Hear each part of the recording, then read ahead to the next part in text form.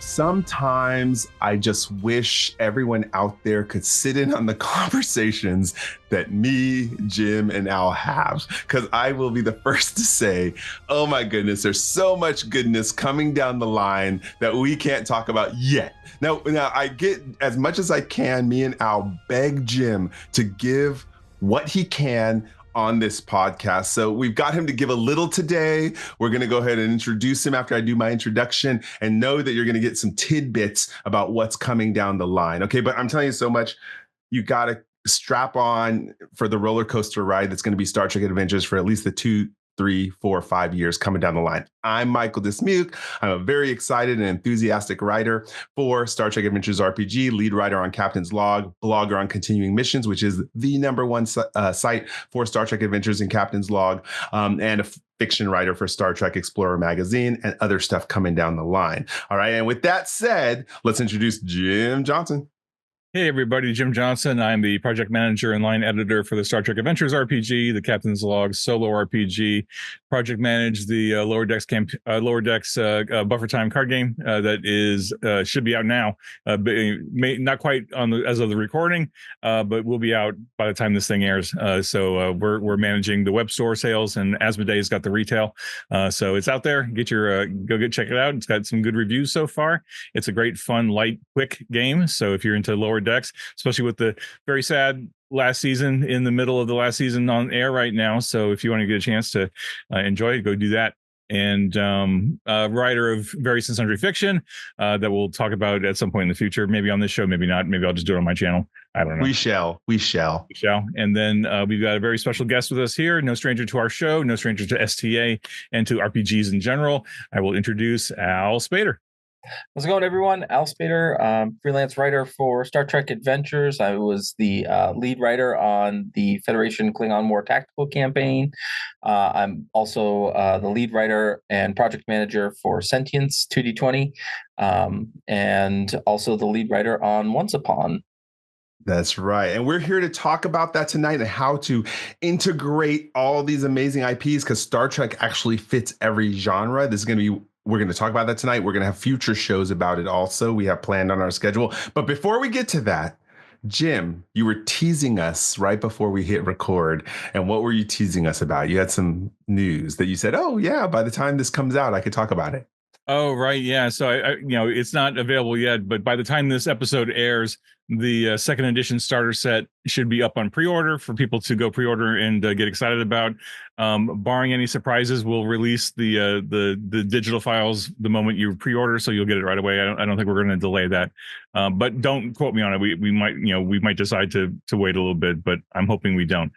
But so because it's been done for a while and it's in the final stages of production, at least as of the moment we're recording this, not so much when we release it, I took the opportunity to run the first of the 3 parts for a group. My partner has a friend who has a big Discord of gamers, and they gently begged me to run something for them, and I was like, sure, I got time.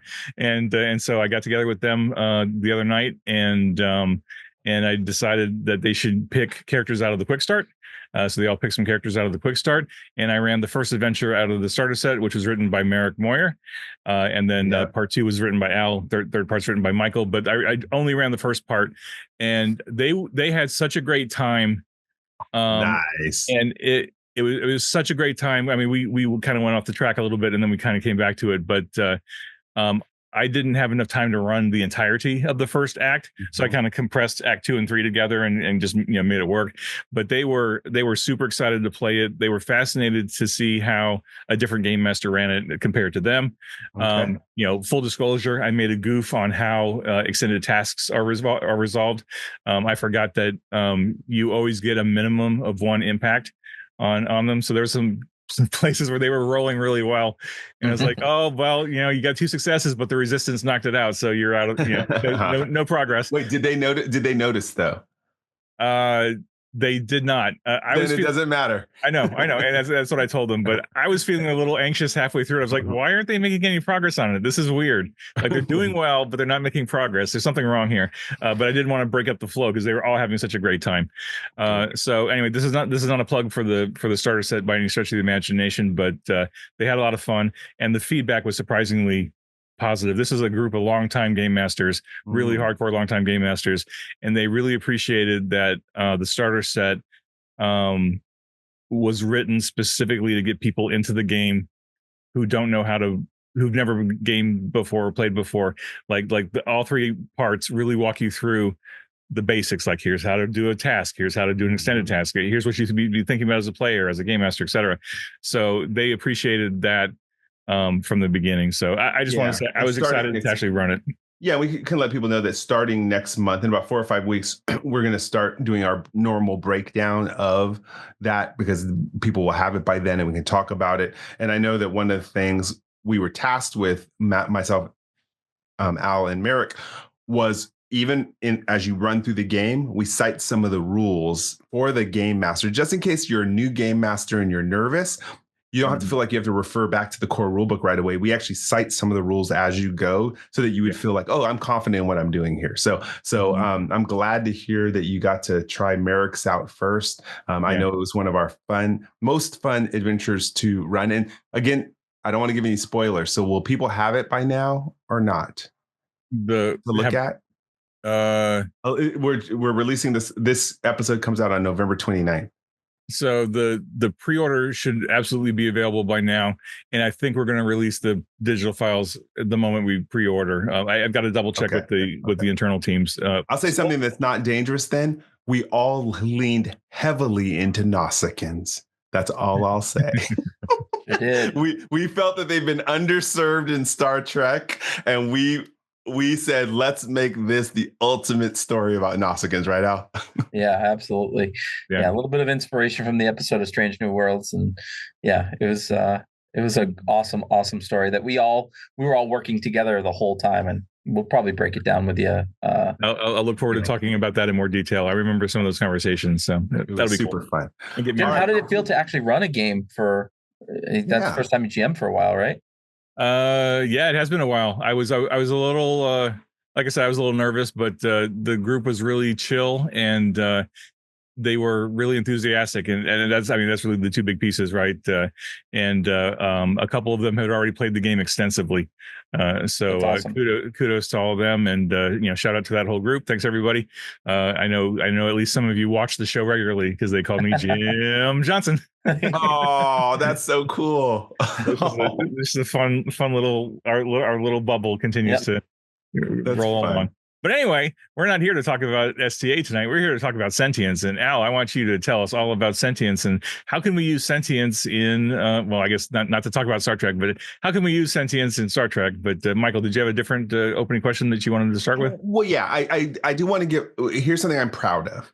I know, Jim, I'm going to make you blush real quick. You've opened the door for a lot of aspiring writers to get our feet wet. For me, especially, you've made a life-changing experience for me getting my feet wet with Star Trek Adventures, which has led into many wonderful things, many wonderful connections. And so I know Al, the same thing. I mean, we met him through this show. He came on Continuing Conversations very early in our inception to talk to us about virtual tabletop RPGs. So to me, seeing Al be able to grow his creativity beyond Star Trek, I think is a celebration of what Star Trek Adventures is about, what you're about, Jim, which is diversity, inclusion, and letting people be successful. My people who know me, go to my LinkedIn. My personal mission statement is I feel happy. My happiness is based off watching other people succeed, helping other people succeed. So I think you've done a good job of laying that foundation here, Jim. So today I want to have Al on the show to talk about where he's grown with RPG. A lot of this is mixed and connected with Modiphius and their open license that they have for using the 2D20 system. So that's why we're having Al on. And what we're going to do is first we're going to have Al gush all about Sentience, so we learn about what a wonderful game it is. We've actually played it, and it's deep. So we're going to have a good conversation about that. But then we're going to circle it back around and say, hey, if you have a favorite RPG that is not Star Trek Adventures, can you actually bring it into Star Trek Adventures? And I think that's a cool creative exercise. We've done one episode about how to mix Dune and the Klingon houses. So I think this is our time to talk about mixing sentience with Star Trek Adventure. So with that, Al, why don't you first lay the groundwork for people who've never heard about sentience before? What's it all about? Awesome. Well, thanks for giving me the chance to talk about this, because we're as this airs, we're probably running headlong into a Kickstarter coming in a few weeks. So, Sentience is a story of a group of robots that were sent to a planet to terraform it, along with some humans, and a tragedy happens on the way to that planet. They get diverted and get separated away from the humans that were in cryostasis, and they land on a whole new planet and decide to start terraforming it anyways. And as the robots are terraforming, a strange thing happens where many of the robots on the planet suddenly become self-aware and start experiencing emotions. And this game allows you to play those characters as they learn what it means to be alive, what it means to be human. And we focus a lot on emotions. The 6 of the core stats are all based around your emotions and how well you can use them to help control and monitor your core programming.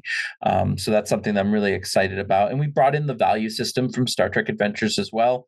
A little bit different, where you can sacrifice values and become more an AI type character if you wish. However, if you ever become completely AI and you've lost all your values, you can no longer play the game. So there is no character death in Sentience, but if you revert to being an AI, that's how your character no longer participates in the game. So I love that. Yeah. And what's just so people, I love the word, when all of a sudden these robots started getting emotions, what was that event called? Oh yeah, so it's like a one-time event. It was called the Awakening. It didn't happen to every robot on the planet. It just happened to a bunch of them. And since it's happened, no robot has been able to figure out why it happened. They have not been able to recreate the event. So just think of like your one-time moment that like completely changes an entire scenario, right? Think like to bring it to Star Trek, I was thinking about this the other day. The synthetic attack on Mars was like a major moment that changed everything for a short time. And so like I wanted it to be like very suspicious and let GMs run with it. Like they can come up with, like, was it the humans that secretly embedded that in their code? Was it something else? Like, yeah.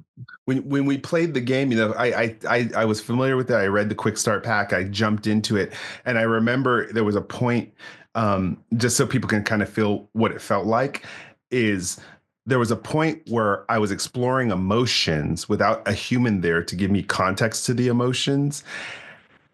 And I started acting out in ways that, well, without any kind of form of reference, like a dog, in our case, a dog peeing on a wall that's metal. I computed that eventually this is going to lead to rust, and this is obviously an attack from a hostile alien being. This puppy is obviously a hostile alien being, and I had to react to the emotions in that set, and it was just hilarious. I mean, we had so much fun, and we were derailed in a comedy way with our emotions without human context. That was like, oh my God, this is brilliant. I was like, I've never played an RPG like this before. Yeah, and so that we try to do a couple of things with all of our adventures. The first is we try to produce a social scenario that we start every adventure with. The one that you played was going hiking. Jim, I think that you played in a book club meeting when you first played it. So we try to embed that into every adventure, just because you're learning how to be social as a character. And then we always try to put some type of moral, ethical discussion that comes up at the end. Sometimes it's like, are we going to do what humanity did because we've got all these databases of what they all did? Or are we going to try to be different? Are we going to try to be better? Are we going to try, and I think those discussions are really at the heart of the game. Yeah, and I think the comedy part, now that you said that, I remember one of the comedy portions was is we accessed a human database, seeing how they treated their dogs. And based off what we saw from the databases, we figured that the dogs were actually gods because these humans were picking up their poop and they were giving them homes and they were making them super, and they were all over the internet. So we're like, oh, this actually must be a god. So it's not attacking us. So it was really fun to look from that perspective of like, if robots who knew nothing about humans were looking in on Earth, what would their perception of things be? And to me, that's equivalent to Star Trek. It's a very social examination game. So again, I knew why you were developing and stuff like that, but until I played it, the epiphany never hit me like, oh man, this is a different type of RPG. Yeah, and so so those of you that are familiar with Star Trek Adventures, you have your 12 different stats essentially, and the same thing happens in Sentience. The only difference is in Sentience, 6 of your stats are emotions and 6 of your stats are your core protocols, your core programming. Essentially, when you were sent to terraform the planet, those protocols were programmed in. And the way character creation works is you start with those protocols based off of which archetype you choose, like what role were you designed for. And then after you awakened, you go through a mini life path similar to what you do in Star Trek Adventures. And that's how you develop your values and your emotions. Exactly. So this is the fun part where I know the three of us, we riff our episodes where we riff. I wonder how many people last through the entire episodes when we go off. But Jim, I'm going to let you take it from here. So where do you think, based off this world that Al has given us the template to create with Sentience, how would this, if you said, I want to actually integrate this concept into a Star Trek Adventures, where would you start with that? Oh gosh, I mean it's you made it so seamless, Al. Right? I mean, first of all, I'm so proud of you. Like I remember that conversation we had with you and me and Michael on this show, just talking to you, you know, being a fan of the game and having some really good ideas, and it just snowballed from there. And to see you develop Sentience and then to develop Once Upon and all the other projects that you've got going on, and you're doing it with your family and your job and everything else, is like wow. I am professionally so proud of you, but I'm also a little jealous because it's like, man, you in the last couple of years you've released Sentience and you've got 2 games out and you're just charging full speed ahead. And I'm like, I'm still working on STA, which I love. Don't get me wrong, I love working on STA, but man, like my personal project pile has never gone away. And it's like, man, I want to get back to some of that stuff. And not to say that we're competitive by any means, but like I want to be part of it too. I want to be working on my own stuff in addition to Star Trek. So you inspire me in ways that I probably don't tell you. So thank you for that, and thank you for just the fantastic work you're doing on Sentience. As far as the question though is how to integrate it into STA, I mean, we've got plenty of examples in Star Trek of sentient robots, near sentient robots trying to figure out what am I and where am I going. I guess one of the stronger examples would be Peanut Hamper. I think you could easily create Peanut Hamper and Sentience and bring her right into Star Trek Adventures, or vice versa, right? You could probably make Peanut Hamper. You can take Peanut Hamper out of the Lower Decks book and drop her right into Sentience, and the feel would be the same, right? Because like this is a robot with emotions and feelings and discovering who they are. In fact, it's funny. I just literally watched the Lower Decks episode with the Peanut Hamper going to the avian planet, and boy was that weird. But I was like, man, this is Sentience, right? Very weird. Yeah, this is a robot that is fully sentient and has thoughts and feelings and ambitions and desire to double cross literally everybody. And it's like, well, you just don't see that often. And I think it would, like, mechanically it would not be hard to just drop it right in. Yeah. I have a question about the attributes, because can you talk through the attributes again real quick for Sentience? What are the attributes? So the emotions are joy, pride, love, sadness, anger, and fear. Okay, and that contrasts with STA, which is of course control, presence, insight, reason. Those their fitness, and I think, and maybe we can talk about this. if you're in a different situation, and I thought about this also with when we talked about Dune with Klingons, because Dune also has its 6 different attributes, that under different circumstances, the 2D20 system does not stop you from swapping out those sets if you need to, depending on the circumstance, right? Right. So one of the things I was thinking about in prepping for this show is I was thinking about Data putting his emotion chip in. Ooh. Right. So if you're playing a synthetic, right, in STA, you could absolutely take these 12 attributes or take your emotions part of things and then keep your, your departments and combine those. If you are trying to play a synthetic who has an emotion chip. You actually blew my mind, because that goes to Jim's point about peanut hamper. If I was, because again, you're rolling the 2d20 dice, they make the same mechanical thing. Peanut hamper, if I wanted to blend these games, I actually would not even use the STA set of attributes and departments, and I would use the sentience ones because they never went to Starfleet, so they don't have those departments. Yep. Oh, wow. Yeah, another, and Al, remind me that you got one set of emotions. What are the directives? What are the 6 directives? So the protocols are analyzing, communicating, moving, observing, operating, and surviving. Okay, so those aren't necessarily a 1-for-1 match to the departments. So what you could do also, just as we're riffing, if you had a Star Trek Adventures character or a Sentience character, you could create them in both systems, and you could have all 4 sets of statistics, right? You could have your departments, your attributes, your emotions, and your protocols. Mm-hmm. And you could decide, okay, I'm going to do this task. I'm going to draw on joy and command, or I'm going to draw on one of the protocols and something else. You could mix and match all 24 of those as you see fit. And not to say that would make it more complicated. It would just give you more options, right? Well, I would almost make it situationally dependent, because I'm going to pull in from the Dune, where we talked about Klingon houses before, and the Dune drives and statements are only 5 of them: duty, faith, justice, power, and truth. So when it goes to when I'm rolling on things that have to do with my politics in the house, I'm going to pull from those. And the skills, again, Dune, which matched to me Klingon houses, were battle, communicate, discipline, move, and understand.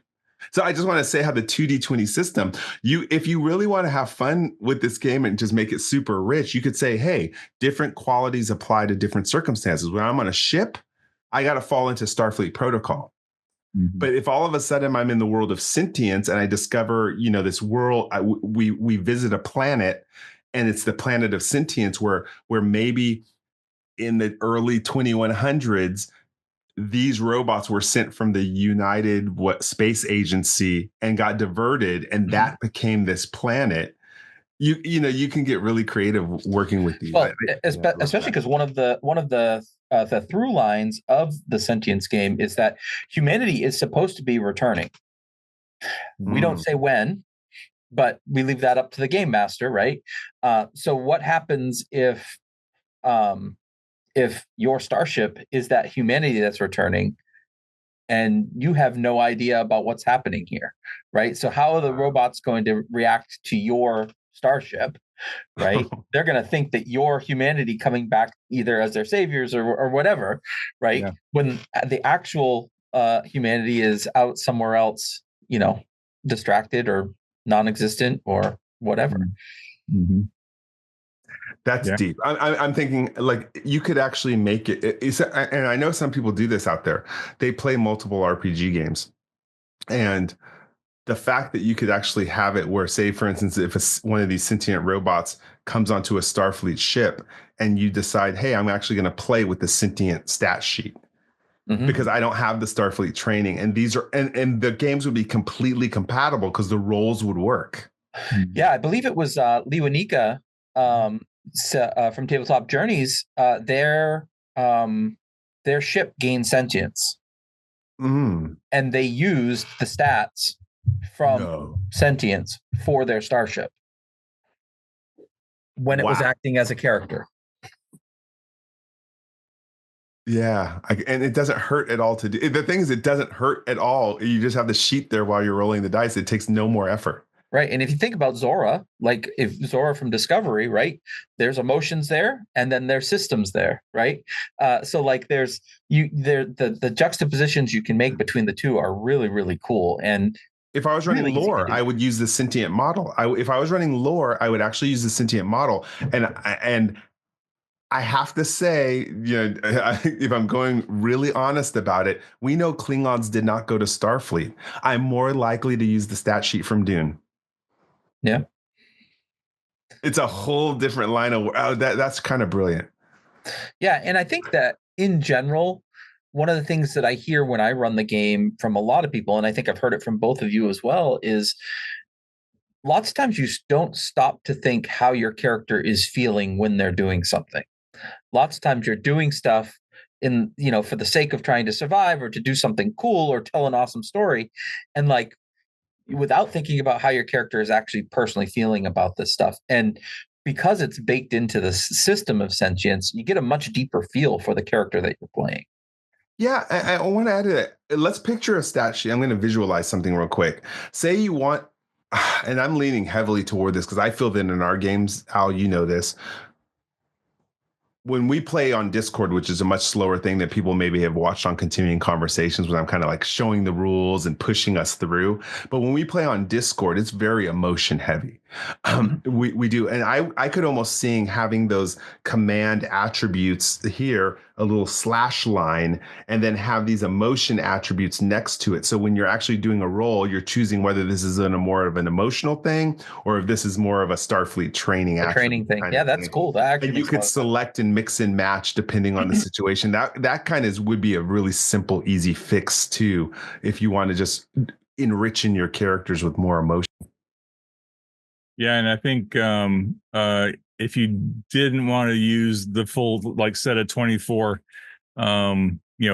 ratings, you could like create your character in sentience and then like pick the most important ones and turn those into traits. So like your characters, even potent traits, if it's like really super important to them, that they're very joyful or you're joyful too or something, and have that be a part of their character so that anytime they get into a situation, that simple trait is a piece of who they are and how they might approach different situations. A lot of flexibility, and I really love these riffs because now all the story ideas are hitting me about what you could do with sentience tied into Star Trek Adventure.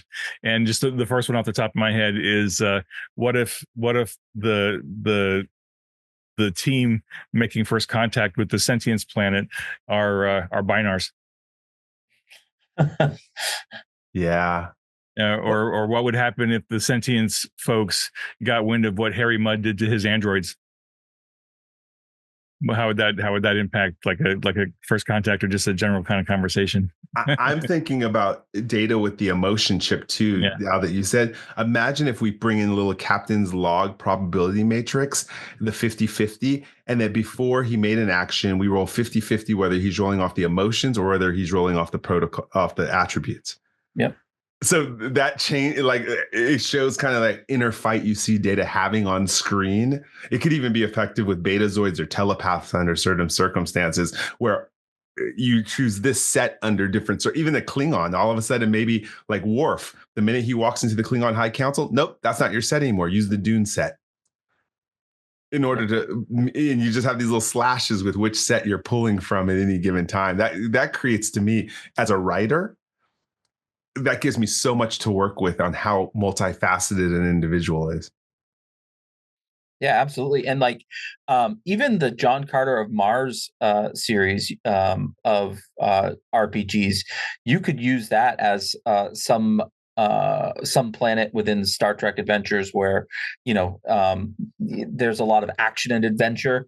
It uses just attributes. It doesn't also have systems or what are those attributes? Do you know? Are they the same? The top of my, I'd have to pull it off my my shelf. Well, I'm thinking of like a Maquis game. Maybe those are more appropriate. Yeah, right.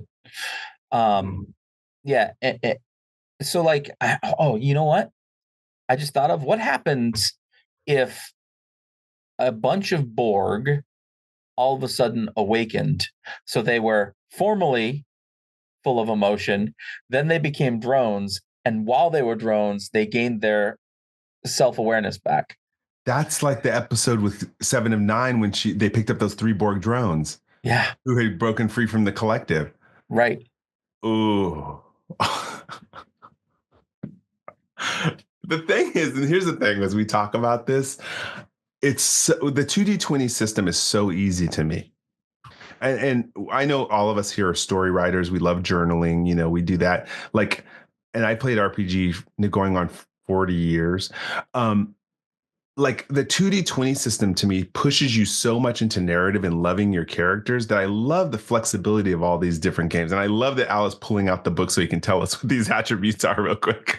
And I'm wondering now what Conan's are too. I don't know if the Conan, I don't know what the Conan attributes are, but what do you get there, Al, for John Carter? So John Carter is cunning, daring, empathy, might, passion, and reason. And what are and that's all they have? That's all they have. And then you choose 2 of those to combine when you make your rolls. Oh, that's hecka Maquis. If I was a Maquis or a Fenris Ranger, I'm using those. I can see it also with Klingons as well. Yeah. You're making me have to buy more books. Well, you don't have to buy the books. You can buy the PDFs. Same. Well, no, I have this thing. I think that's just that shows the power of 2D20, right? It's so flexible, and like all the games are similar, but you can cross pollinate pretty effectively and combine and change them around and stuff. That's really cool. I like that. I'm not sure what Conan. I haven't looked at Conan in a long time. I'm not sure what Conan uses for abilities or attributes or whatever. Yeah, and I'll have to look at later also at Ashland, which Troy Mepians, another Star Trek Adventures writer, is creating another 2D20 game called Ashland, and that one has its own set also. So I think Al may be running to get it, but now I'm curious if you end up on some sort of post-apocalyptic planet. Oh yeah, there's Dreams and Machines. That's right. There's Dreams and Machines. What are those? Let's see. Attributes, 4 attributes, and 1, 2, 3, 4, 5, 6, 7 skills, I guess. Insight, might, quickness, resolve. And then the skills are fight, move, operate, sneak, talk, survive, and study. You know what that reminds me of? That reminds me of Kelvin Universe, the 3rd Star Trek movie, Beyond Darkness. That woman that was on the planet that had found the USS Franklin and had kit bashed it. Like I could see that totally fitting for her character, right? Yeah. Yeah. Totally. Al, did you find the Ashland attributes? No, I didn't find Ashland. I got Dishonored, which is another one of our games here, which uses styles, is what they call them. Boldly, carefully, cleverly, forcefully, quietly, or swiftly. Oh, Cardassians. How are Romulans you doing? Wait, Romulans all day. Yep. Dude, wait, do they have a department? They have skills, which is fight, move, study, survive, talk, and tinker. Romulans. Sorry. That's straight up Romulan or Cardassians all day long. I love this. What a cool idea. Like you could have different species or different characters using different 2D20 systems, and it's all working. You're doing task resolution and then carrying the story forward. Does it matter how you get to the task resolution? Not necessarily. And I think most of them have a momentum mechanic, and if not, that's easy to bolt on to or to integrate with systems that don't use it. Yeah. The one thing you'd have to check is just like what are the stat maximums in each of the games, and probably shift towards the stat maximum of Star Trek Adventures. Help you with that, because I know that I think that Sentience is like the maximum of its emotions is 11 and not a 12. So, like little things like that you want to look for. The reason I'm leaning toward that, honestly, especially if you're playing a game that's not just Starfleet and you're integrating the crew, is it respects that other cultures value different attributes or styles and different departments or training and skills differently. And that to me is, again, celebrating diversity in a whole new way. Like what you just read right when you said, I was like, oh, that's straight up Romulan. That's the set that drives what they do. So how does a Starfleet character marry that with Romulans? And Dune, again, if it's like Klingons, or sentience, if it's these sentient robots, like to me, as a story writer, it gives me so many places to go. Yeah. I think that Star Trek in general is this awesome thing because it's very much set in science, right? Like, but there are still fantasy elements every now and then as well that you can bring in. So you can really bring stuff from every type of game out there. If you look at what was it, the Elysian Kingdom from Strange New World season 1, that was really a D&D book. Actually, it was very similar to Once Upon, truthfully, because it was a Yeah. storybook that they were acting through. So you can actually adapt anything if you take the time, and it really doesn't take much time to do it. Yeah, my invitation to people, like, say, for instance, if you have a bunch of people who are into fantasy gaming, say, hey, come play Star Trek Adventures. No, I don't want to. No, believe me, it's okay. And give them a fantasy game where they're like, that was Star Trek? Oh, yeah. And by the way, here's a bunch of episodes that reference stuff like this. And you can find at least 5 episodes that are straight up fantasy in Star Trek. Like surprise, if you have people who are scared to play or don't want to play Star Trek, say, no, I promise you, just as a friend, come play and design a game around their preferred genre and surprise the heck out of them.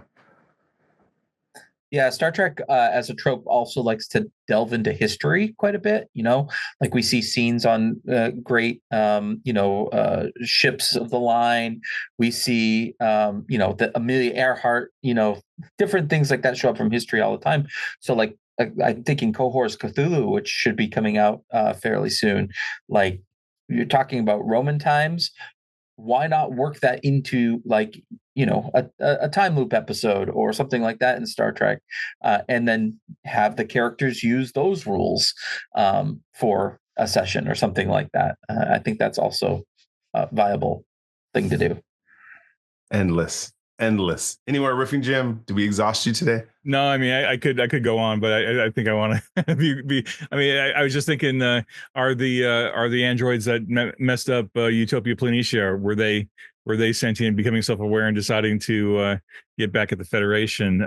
How would the Zhat Vash feel about getting connected with the with newly aware robots? I think they'd have a real issue with that. What would the Ferengi do if they found them first? Oh yeah, gosh. I mean, heck, how would a newly awakened, sentient robot react to V'ger? Right. Right. Yeah. When they learn about V'ger, or is V'ger sentient? Is V'ger a awakened? I think so. Yeah, I totally think that it is. Gosh, Yeah. there's so many examples you can pull from Star Trek that could just drop right into sentience without any difficulty at all. Yeah, and I think anyone can say who's a Star Trek writer, that what's nice about being a writer for Star Trek, no matter what you read and no matter what genre you pick in, you actually can bring it into the game or bring it into your story. So my thing with sentience, like when I played it, I was like, oh, I thought of at least a dozen stories that could play off of this if I had to write a module for Star Trek. So I want people to, as I'm getting older, I'm actually branching out and playing different RPGs more than I ever have. And a lot of it is to fuel my creativity and also to study mechanics in other systems and just see stuff like that. So I would have to say probably Al. Yeah, since I went from all the Marvels, and playing over Star Trek, you're probably one of 3 games I played outside of Marvel and Star Trek. Nice. Right? That's Yeah, awesome. the other one was 5 Parsecs from Home, and then some solo RPGing I did with Star Forge for myself. But yours was actually the one where someone actually ran a game for me, and I sat down and played it. And I was like, oh, I got to play this again. So I'm really encouraging people, even if you love Star Trek, explore the universe like we're supposed to do anyways, and bring it back into your game. Mm-hmm. Yeah, and I can't thank both of you enough for contributing to the whole process as well. Like, Michael, you've sent me a pretty pretty wild adventure that we're going to put into our adventure compendium. And Jim, you jumped right on board with writing the foreword for Chronicles of the Awakening. So it just means a lot that you're supporting me. And a lot of the Star Trek writers are jumping on board with helping out with this Sentience project. That's why I said I'm kind of like the project manager of Sentience as we're moving towards this Kickstarter, because I've got Troy Mepians, I've got Aaron Pollier, I've got all these different people that want to write stuff for it because they believe that it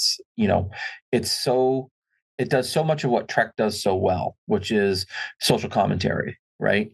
And I think that's something, and it does it in a more positive and enlightened view, just like Star Trek does. So yeah, absolutely. I think that was the big takeaway that I wanted to leave people with as it sounds like we're starting to move toward wrapping up here. Sentience, when I got that opportunity to play it with you, I really appreciated that we were forced to think about how our characters were feeling during the course of the session, because like you said earlier in the show, we don't always get a chance to do that when we're playing a game. We're more focused on other things sometimes, but it was like really baked into the game that you're thinking about your emotions and what are these new feelings, right? Because we haven't had those before necessarily, and it was really fun to do that. But also it was just the overall positive, hopeful tone that I know is really important to you, Al, and of course is important to me in Star Trek and everything else. But it was just like it felt like a very close cousin to Star Trek. Like you got Star Trek and then you got Sentience, and they're right there in that whatever you want to call it, hope punk, noble bright, like whatever that Let's kind of. Let's call it that. I love that. What? Hope punk noble bright. Well, hope punk or noble bright, those are both literary things right now. I love that. I try to write, like all my fictions, noble bright, and that means things might be tough and it might be a shitty world or a sucky world, excuse me, but there's still a thread of hope. But there's always something to fight for and something positive. People will do the good thing ultimately, and that's important to me, and I know, Al, it's always important to you. It's all over Sentience, it's all over Once Upon, and that's inspiring to see more people doing that, because I know that a few years ago there were not that many people writing fiction that was in that kind of like noble bright frame, and I've seen more of it. And I think maybe just socially in the world, I think we need more of it. And it's just exciting to see a game like Sentience come out and do well. And I want to do everything I can to get more people to check it out, because it's really cool.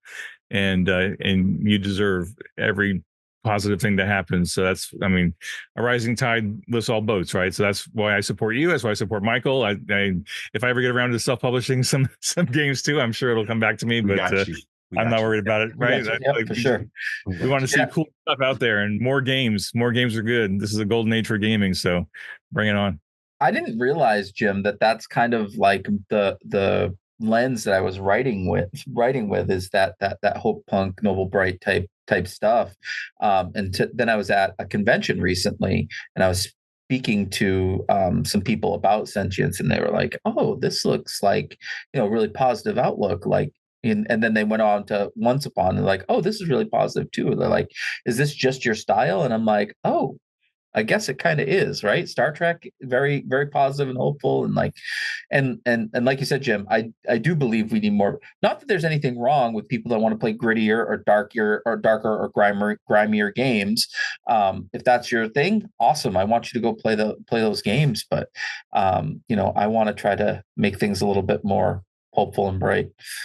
I love that. Well, let's start our gratitude. My first gratitude is going to go to Jim, just for the fact that for people who don't know, I'm writing a novel. I've been challenged by Derek Tyler Attico to finish it at a specific time, and then Jim put me on task with the deadline. So I took the challenge, and I actually completed my first over 100,000 words of this novel, and I didn't know how to I'm going to eventually go through the revisions and get it edited and want to shop it around. And I was like, what category does it fall into? And you saying Hope, Punk, Noble, Bright just solved it for me. So I'm going to just tell people that and see if the universe is giving me my pitch line. So thank you for that, Jim. I also want to, again, thank a lot of the creatives out there, since today we're talking about how Star Trek inspires creativity. I always want to give shout outs to the people who are contributing to continuing missions. One of our contributors is Gareth Mugridge, and he keeps coming up with these fantastic, fun tools. And if you go into continuing missions and type in Gareth Mugridge, Mugridge, you're going to see so many cool things to enhance your Star Trek Adventures game. Lately, it was the Stellar Cartography console, which is just blows my mind that people do this and then they share it. And I just wish I could play RPG all day so I could use it all. So thank you, contributors to continuing missions. Let's have Al give your gratitude and we'll close it with Jim. Excellent. Yeah, I think that, first of all, gratitude to both of you for giving us an opportunity to actually chat about sentience on this podcast. And, Jim, for pushing me when I was lead writer of the Federation Klingon War Tactical Guide. I think I learned a lot as far as how to manage a group of writers and so on and so forth. And you always were there to give me a peek behind the curtain of how the background of like developing a game works. And so I've been able to use that now and I'm seeing it especially with pushing for this sentience Kickstarter. So I appreciate that, Jim, that you always, were there answering questions about ridiculous things that I had, because that gave me the tools that I needed, I think, to manage this project. And I really want to thank Jay Sedelius, who's the owner of the Yellow Hand, that has done all the layout for Sentience. He's made it look pretty. And Zach Goins, who is our Kickstarter manager, he's been doing a great job because I don't know that we would have been able to figure out how to manage that whole project without him. So thank you. That's awesome, Mel. You're welcome. I mean, humbly, it's I grew into this role unexpectedly over the course of working on STA and suddenly becoming a acquisitions editor and a developmental editor and stepping away from writing quite so much, which is fine. But so it's one thing to give somebody advice and opportunities and peeks behind the curtain, like you said, but it's something else for that person to actually take hold of it and run with it, right? So like I can offer learning, but if you're not willing to be learned, then it's not going to go anywhere. But you actually took all of it to heart, and you had great questions, and you continue to be curious, and I appreciate that because I'm curious, and Michael, I know you're curious too. So it's just a great connection, a great relationship. So I'm grateful to you for just all the questions that you asked, and just being willing to learn, but also willing to teach too, right? Because I've learned so much from you in return, and not just the fact that I need to get off my butt and start doing my own stuff in addition to Star Trek, because time's wasting, and I've got ideas that I want to get out. And I remember I'm also grateful to Kelly Fitzpatrick, because we were talking a couple months ago, and it just came up in conversation that she's got all these great projects that she's working on, and Derek's got great projects that he's been working on. And of course, you got all your projects, and I'm like, yeah. And I'm like, what am I doing? I'm still working on Star Trek. And she's like, well, you've spent so many years giving other people opportunities to tell their stories, or to tell stories through. It's an opportunity for you to do your own stuff and get it and find that balance, right? So that was inspiring to me that she said that. And so I'm inspired by you. I'm inspired by you, Michael. And Michael, I'm guilty. I feel guilty that you have just blown past the goal to write your novel, and I was supposed to be writing one right alongside you as part of a kind of a collaborative competition, and I've just dragged my butt.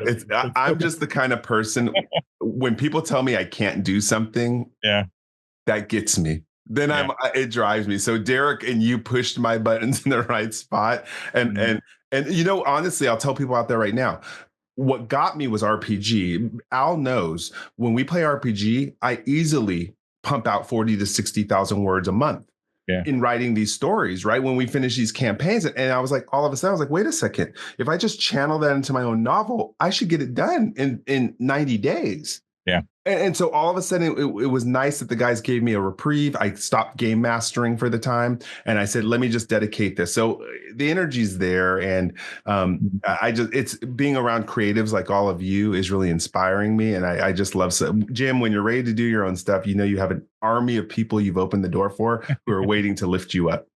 Yeah, and that's who I'm grateful for. I'm grateful for all the creatives out there, not just in our circle, but just out there in the world who are making things. Whether or not you think people are seeing you, you're being seen. So keep creating. Don't ever stop creating. Believe in yourself. Believe in your work. Someone will find you eventually. Like it'll happen. You just need to keep at it and believe in yourself. But so grateful to all the creatives out there. And of course, I'd be remiss if I didn't say thank you to all the fans of Sentience and Star Trek Adventures and all the other games that we talked about tonight. We couldn't do this without you, right? So we're grateful that you're responding to our games and that you're enjoying them and running them and playing them and getting more people involved. Thank you for that. And talk to us online. We're on Twitter, we're on Discord, we're on Facebook. We're not hard to find. So we feed off of you and you feed off of us, and it's just a great circle. So let's keep it going. Let's keep the conversation going, as we say. That's right. All right. And so much more goodies coming down the line. I'm so excited. Stay tuned for some amazing releases that we'll be announcing and talking about on the show in the coming months. IDIC. Live long and prosper, y'all. Be safe, be well. See you next time.